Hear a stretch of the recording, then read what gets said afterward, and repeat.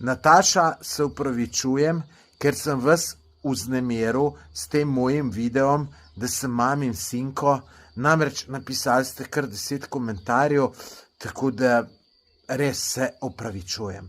No pa da vam vse skup mal razložim.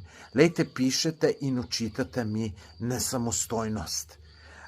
Lejte, jaz sem samostojen ratal pri 19 letih, ko sem šel v vojsko, v jugoslovansko vojsko. Včasih se je hodilo v jugoslovansko vojsko in tam je vsak fantek ratal moški.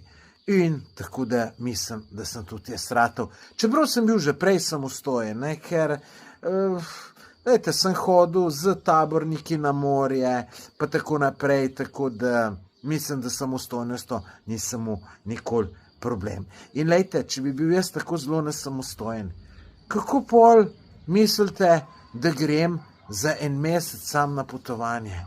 Tam ni mamice, da bi mi prala, pa likala, pa se treba znajdeti, malo bolj znajdeti, kakor pa če sam živiš, ne? Živi samih jih veliko, na tak potovanje, takole jed, ko grem jaz, jih je pa maksimalno 3% Slovencev.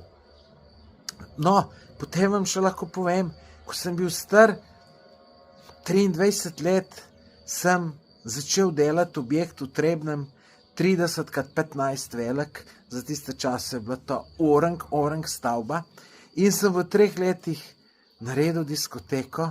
Res sem se tudi zelo zapufal, da sem bil dolžan in narodu in Bogu, ampak to speljati, podprt eno diskoteko, ki je poznala cela Slovenija, lejte, to mislim, da nesamostojen mamin sinko ne bi mogel narediti. Potem mi popravite, kaj pa, kaj mama ne bo.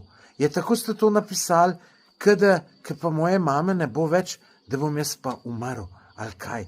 Ja, lejte, jaz sem že kot otrok znal veliko ženskih del delati. Znal sem štrikati, znal sem kvačkati.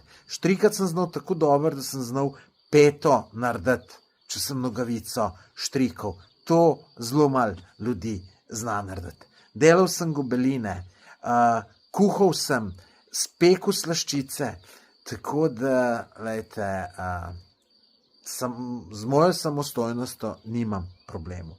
Dajte pa vi, dragi gledalci, v komentar napisati, kaj mislite. Lejte, tukaj spodaj imate pa povezavo do enega zelo zanimivega videa, pa si ga poglejte.